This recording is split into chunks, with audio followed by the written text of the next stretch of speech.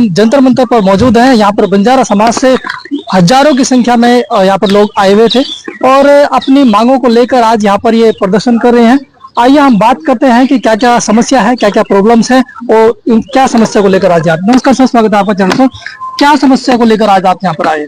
देखिए, आज अखिल भारतीय बंजारा सेवा सेना ने एक बहुत ही बड़ा कार्यक्रम किया है जंतर मंतर पर। और भारतीय बंजारा सेना का ये जो कार्यक्रम रहा बहुत ही शानदार था और यहाँ पर देश के कई राज्यों से लोग यहाँ पर आए हैं। दिल्ली से भी हमारे कुछ साथीगण यहाँ पे पहुंचे हैं जी। और इस कार्यक्रम का मुख्य उद्देश्य था भारत सरकार को ये बताने का कि एक जाति एक आरक्षण की जो मांग पिछले सदियों से जो चली आ रही है, आजादी के बाद से आज तक हमारे बंजारा समाज को जिस फील्ड के साथ रखा गया है, ये तमाम पूरे देश के अंदर एक जाति और एक आरक्षण के लेकर के हम सबको एक बल जल के साथ एक प्लेटफॉर्म को हम लाकर खड़ा किया जाए ताकि भारत में बंजारा समाज भी उन्नति की राह पकड़े। इसी उद्देश्य के साथ हम लोग आज यहाँ जमा हुए हैं। इसके बारे में आपने कभी कोई लेटर वगैरह सरकार में कहीं जमा कराया? जी, मैंने खुद इंटरनेशनल बंजारा फाउंडेशन से मैं जुड़ा हुआ हूँ और उनके माध्यम से मैंने कई बार प्रधानमंत्री से अपील की है और लेटर मैंने भेजा है। ऐसे ही बहुत सारी संस्थाएं जो अपने माध्यम से काम कर रही हैं, जिनका एक ही मकसद है किसी प्रकार से भारत के अंदर बंजारों को एक कैटेगरी में ला करके रखा जाए।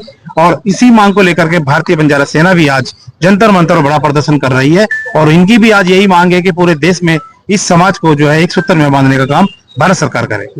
जो बंजारा समाज जो भारत में काफी योगदान रहा है, आज वो खुद ही परेशान है और जंतर मंतर जैसी जगह पर आकर उनको अपनी जो चीजें मांगने का। नमस्कार सर, स्वागत है आपका चैनल पर। क्या क्या समस्याएं हैं और क्या आप सरकार से चाहते हो? देखिए, समस्याएं ये कि ये बोलिए क्या नहीं है जी। ये नहीं क्या क्या समस्या, ये बोले समस्या क्या नहीं है। इतनी समस्याएं हैं कि क्या नहीं समस्या है बंजारा समाज के अंदर है जी। हमारे उत्तर प्रदेश की मैं घटना बताता हूँ जी। कानपुर के अंदर जी एक घटना घटित हुई। दमंग प्रधान थे जी, उन्होंने एक घर में आग लगा दी। घर में आग लगा दी। वहाँ दो बेटियां, एक 7 साल की थी, एक 9 साल की थी जी। जलकर उनकी डेथ हो गई। उन घर में ही, उस घर में ही जलकर डेथ हो गई और उन पर FIR तक नहीं हुई। कासगंज में एक घटना घटित हुई जी। हमारी बेटियां सोच के लिए गई जी। वहाँ कुछ आरोपियों ने जो किया जी, छेड़छाड़ की, कई घटना घटित हुई नाबालग बच्चों को, फिर भी हमारी कोई सुनवाई नहीं होती। सहारनपुर में जो घटना घटित हुई जी, वहाँ 1 साल से परेशान किया जा रहा था बिटिया को। क्षेत्र का ये थाना है जहाँ पर FIR दर्ज नहीं हुई, जरा बता देंगे तो? ये हरिद्वार कासगंज का भी है जी और उधर सहारनपुर बिहारीगढ़ का था जी। और कानपुर की घटना है ये देहात की जी। तो कई घटना ऐसी, एक आध घटना नहीं है। कानपुर यानी कि यूपी में भी योगी जी जैसे बड़े शहर घटना सब यूपी की घटना है सब। माने योगी जी से रिक्वेस्ट होगी कि जरा ध्यान दें और आपके होते हुए ऐसे आपके स्टेट में ऐसी घटनाएं हो रही हैं और आप तक शायद खबर नहीं पहुंची है। क्या है आपके समाज के जो बच्चियां हैं, महिलाएं, उनके साथ ऐसे दुराचार हो रहे हैं, इसका पीछे का कारण देखिए, क्या कारण ये है नहीं सुनी जा रही है? कारण ये है कि बंजारा समाज को हर जगह कमजोर आका जाता है जी। कोई समाज क्योंकि आप समाज की तो छोड़िए, जो सत्ता में सरकार होती है वो भी बंजारा समाज को कहीं ना कहीं कमजोर समझती हैं। मैं कई जगह जाता हूँ, जो थाने में शासन और प्रशासन में दोनों में हम जाते हैं तो अगर जब बात आती है कौन है ये बंजारे हैं तो उनको अलग नजर से देखा जाता है। क्योंकि क्यों देखा जाता है, उनको पता है कि बंजारे कुछ नहीं कर पाएंगे। लेकिन अब क्या लगता है क्यों बंजारा? देखिए, दोहरा यही तो है, हम लोग को बांटकर हमारे ये सोचते हैं जनसंख्या। एक तो अंग्रेजों ने हमें क्रिमिनल लगाया गया, चोर पहले ही बताया गया है, अंग्रेजों राष्ट्रीय चोर बताया गया है। अब वो सरकार वही लेकर चल रही है कि बंजारा समाज के लोग कुछ नहीं है, इनकी कोई वो नहीं है। अलग सबसे बड़ी बात कारण यही है कि हम 26 जातों में बांट रखा है, हमारी जनसंख्या नहीं दिखाई देती है। और जिनकी कहते हैं कि जिनकी जनसंख्या भारी उसकी भागीदारी नहीं। तो ये सरकारों ने बांट रखे आपको अलग अलग कैटेगरी? हाँ, सरकारों ने नहीं, मैंने इसके सर्वे किया जी। तो मैंने जो हमारे बुजुर्ग थे उनसे मैंने बातें करी कि ये बताइए आप ही लोग बटे थे या सरकारों ने बांटा था? तो हमारे क्या थे, अनपढ़ थे जी। उस समय हमारे बुजुर्ग अनपढ़ थे, शिक्षा नहीं थी। तो कुछ लोगों ने उनको बहकाया, सरकार ने भी बहकाया, अधिकारियों ने, कि आपको इस जाति में आने से फायदा होगा, इस जाति में आने से फायदा होगा। क्योंकि उनको ये एक सरकार की योजना दी है, सरकार की एक ऐसी थी कि बंजारा समाज एक रहा तो सत्ता पर बैठेगा। और कोई नहीं चाहता था, सरकार नहीं चाहती कि बंजारा समाज सत्ता बैठे, इनमें फूट डालो, राज करो। अंग्रेज वाले कुछ लोग जो पढ़ लिख जाते हैं, ज्यादा उनको डिग्री मिल जाती है तो फिर वो बंजारा कहने पर थोड़ा शर्म महसूस करते हैं, इसलिए वो कुछ और भी लिखने लग जाते हैं। जैसे अभी कई बोला था सर, कितनी जातियां लिखते हैं? जातियां तो बहुत सारी लिखते हैं, परंतु अब हमारा सभी का ये मानना है, जैसे कि अभी हमारे पूर्व वक्ता यमुना भट्टाचार्य जी ने बताया था कि सारे लोगों को बंजारा लिखना चाहिए। मैं भी अपने नाम के आगे हरीश नायक बंजारा लिखता हूँ और दिल्ली में भी ये प्रथा चालू हो गई है, लोगों ने बंजारा लिखना शुरू कर दिया है, चाहे कुछ भी लिख रहे हैं वो सादे बंजारा लिख रहे हैं। तो ये आपके चैनल के माध्यम से पूरे बंजारा समाज से, क्योंकि पूरे देश में ये करीब 26 उपजातियों में बटा हुआ है, तो जातिगत जनगणना एक सभी लोगों की मांग है, एक बंजारा समाज की नहीं, सारे लोगों की मांग है। और हमारा जो जिस संगठन का राष्ट्रीय पार्टी लखीसराय क्रांतिकारी समाज पार्टी का, जिसका मैं राष्ट्रीय अध्यक्ष हूँ, हमारी उसमें मेन मांग यही है कि हमारी जो है जितने भी 12 समाज के लोग हैं उनकी सबकी जातिगत जनगणना होनी चाहिए।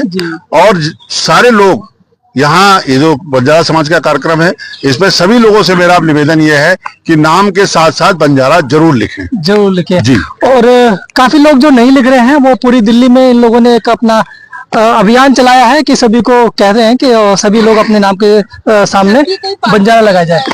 जी, मैं लखीसराय क्रांतिकारी समाज पार्टी मैंने बनाई है जी। ये 12 समाज के लोग, ज्यादा से ज्यादा लोग इसमें जुड़े हुए हैं। बंजारा समाज जो है हमारा डोमिनेटिंग है 12 समाज। हमारी पार्टी का मेन उद्देश्य ये है कि हम अब इस 12 समाज को और बंजारा समाज को राजनीति की मुख्य धारा से जोड़ना चाहते हैं, ये हमारा मेन उद्देश्य है। और उसके लिए हमारे लगातार प्रयास जारी हैं। हिंदी भाषी प्रदेशों में हम लोग लगातार काम कर रहे हैं। हमारी जो बंजारा जाति है वो कर्नाटक में, केरला में, आंध्रा में, तेलंगाना में यहाँ पे एसटी का दर्जा मिला हुआ है, और ये लोग वहाँ पे राजनीतिक रूप से सब संपन्न है एक तरीके से, ऐसे माना जाइए। परंतु हिंदी भाषी क्षेत्रों में जो है राजनीतिक रूप से बहुत ज्यादा पिछड़े हुए हैं। और हमारी जो पार्टी है वो लगातार अब प्रयास कर रही है। मध्य प्रदेश में, राजस्थान में हमने अपना संगठन बना लिया है, मध्य प्रदेश में बना लिया है, हरियाणा में हमने बना लिया है, उत्तर प्रदेश में हमने बना लिया है, मध्य प्रदेश में हमने बना लिया है, बिहार में हमने बना लिया है। अब हम ज्यादा से ज्यादा ये कोशिश कर रहे हैं कि जो हमारे समाज का वोट है वो, जैसा कि आप देख रहे हैं पिछले 30-40 वर्षों से, 30 वर्षों से तो कम से कम उत्तर प्रदेश में क्या देश में जो है जातिगत राजनीति हो रही है। तो बंजारा भी अब इसलिए जागा है और उसने अपनी लखीसराय क्रांतिकारी समाज पार्टी बनाई है। और अब जो वोट पड़ेगा वो लखीसराय क्रांतिकारी समाज पार्टी को 12 समाज का वोट और बंजारा समाज का वोट पड़ेगा। यानी कि आपके समाज ने भी जो पार्टी बनाई है उसमें पूरा इलेक्शन लड़ने की तैयारी कर पूरी राजनीतिक पार्टी इसीलिए बनाई गई है, हम राजनीतिक रूप से ये मजबूत करना चाहते हैं। कितने स्टेट्स में ये पार्टी अभी है? जो हिंदी भाषी क्षेत्र में, जिनको मैंने आपने बताया है। अभी तक कोई MP MLA नहीं, अभी कोई नहीं, अभी तो नई पार्टी बनी है, गठन हुआ है जनवरी में इसका, अभी तक कोई MP MLA इसका नहीं है। यही तो कारण नहीं है पार्टी बनाने का भी कि जाति के आड़ में आके ये पार्टी चलाना चाहते हैं? नहीं, जाति के आड़ में नहीं, हमें जरूरत है आज राजनीतिक रूप से हमको सक्षम। पार्टी बनाने की क्या जरूरत पड़ गई आपको? अगर अपने हमारी बात आरक्षण मांगना, आरक्षण हमारी बात ही नहीं सुनी गई। हम तो सन 86 से इस बात को उठा रहे हैं कि हमको ST का दर्जा दिया जाए। DNT हमको माना गया, हमारे ऊपर क्रिमिनल एक्ट लगाया गया। और हमको जो है आप ही समझिए कि हम लोगों को, जो भी 12 समाज के लोग थे, उन लोगों के लिए तो ये नियम था कि अगर उनके घर में बच्चे ही पैदा हो रहा है तो जाके थाने में बताना है। अच्छा। और अगर वो कहीं जा रहा है उस परिवार का व्यक्ति तो थाने में सुबह शाम हाजिरी लगानी है। क्रिमिनल एक्ट था 1947 में देश आजाद हुआ, और क्रिमिनल एक्ट हटा 1952 में। 5 साल के बाद ये 12 समाज की जातियां जो है आजाद हुई, और आज भी उनका कोई पुरसा हाल नहीं है। इसलिए हमको लखीसराय क्रांतिकारी समाज पार्टी बनाने का वो हमने मुद्दा उठाया और प्रयास किया। और अब हम जो सब पार्टी बनाई है तो इन लोगों को जोड़ रहे हैं और इन लोगों से बात कर रहे हैं और इन लोगों को मुख्य धारा में लाने की कोशिश कर रहे हैं। काफी लंबे समय से आप ये प्रयास कर रहे हैं, अगर अभी भी सरकार नहीं सुनती है तो फिर आगे क्या प्लान है? हमारा प्लान वही है कि हमारी तो, हमने राजनीतिक पार्टी इसीलिए बनाई है कि अब हमारा जो वोट पड़ेगा, हमारा समाज जो जागरूक हो गया है, हमारा वोट जो पड़ेगा तो हम लोगों को जिताने और आने की स्थिति में रहेंगे। यानी कि शराफत से नहीं सुन रहे तो अब फिर राजनीति में उतरेंगे? जी बिल्कुल, सांसद भी बनेंगे। जी, सांसद भी बनेंगे। सांसद भी बनेंगे 29 में, और अब उत्तर प्रदेश से 27 में विधायक बनेंगे। अभी तो कोई सा इलेक्शन लड़े? नहीं, इलेक्शन अभी नहीं लड़े हैं, पार्टी जब बनी है। और बंजारा सेना पूरी तरह समर्थन में है। चलिए, बंजारा सेना अभी पूरे समर्थन में है और जोश कोश में है जी। अच्छा, क्या क्या मांगे हैं? मांगे हैं जी, संपूर्ण भारत में हमारा जो मांग है वह गृह मंत्रालय के लिए है, भारत सरकार के लिए। जी। संपूर्ण भारत में बंजारा समाज को अनुसूचित जनजाति में किया जाए जी, शामिल किया जाए जी। और हमारे जो अलग अलग प्रदेश में जी अलग अलग नाम से बंजारा समाज को जाना जाता है, सबको एक ही जाति कैटेगरी में बंजारा समाज में किया जाए जी। बंजारा समाज जब महाराष्ट्र में जी, तेलंगाना में जी ST में है, कर्नाटक SC में है, अब हम मध्य प्रदेश में आते हैं BC में और ST में है, राजस्थान में आ जाएं SC ST BC है, उत्तर प्रदेश में आ जाएं ST SC और OBC में है, तो बिल्कुल गलत है। तो ये ऐसा कहाँ होता है? ये कहीं मुझे ये बताइए, बंजारा समाज को छोड़ करके कोई जाति ऐसी बता दीजिएगा जो अलग अलग कास्ट। नहीं, एक में ही है। अगर कोई OBC है तो OBC है, SC है तो SC है। केवल बंजारा के साथ में क्यों किया जा रहा है? मैं सरकार से गुजारिश करना चाहता हूँ, चाहे कांग्रेस की सरकार रही हो, भाजपा की सरकार आ गई है, ऐसा क्यों किया जा रहा है? मैं उनसे जवाब यही मांगना चाहता हूँ सरकार से। मैं मोदी जी से भी यही जवाब मांगना चाहता हूँ। कई बार मोदी जी ने बोला है, देखिए मंच पर जाते हैं प्रधानमंत्री जी और हमारे गृह मंत्री जी, जितने भी नेता गण जाते हैं, मुख्यमंत्री जी भी गए थे, योगी जी भी आए थे, केवल बंजारा समाज का नाम बोलकर खुश कर देते हैं, देते कुछ है नहीं। ये मैंने कई बार देखा है। केवल तारीफ करने से बंजारों की काम नहीं चलेगा। तो अभी 80 करोड़ जनता जो है अभी अनाज का नहीं 80 जो अनाज की है, 80 करोड़ जनता इसका लाभ ले रही है। तो क्या आप उसका लाभ आपको नहीं मिल रहा है? नहीं, उससे क्या होता है? अभी यूपी में, अगर आप यूपी की बात कर रहे हैं, बताइए 5 किलो राशन में हम क्या कर सकते हैं? हमें क्या चाहिए? शिक्षा, हमें शिक्षा चाहिए, स्वास्थ्य चाहिए। वो सरकारी स्कूलों में कितनी मिल सकती है? कुछ नहीं मिलती है। जब हम प्राइवेटों में लेके जाते हैं बच्चों को, तो हमारे पास पैसे नहीं है, कहाँ से पढ़ाएंगे? आज शिक्षा से वंचित क्यों है बंजारा समाज?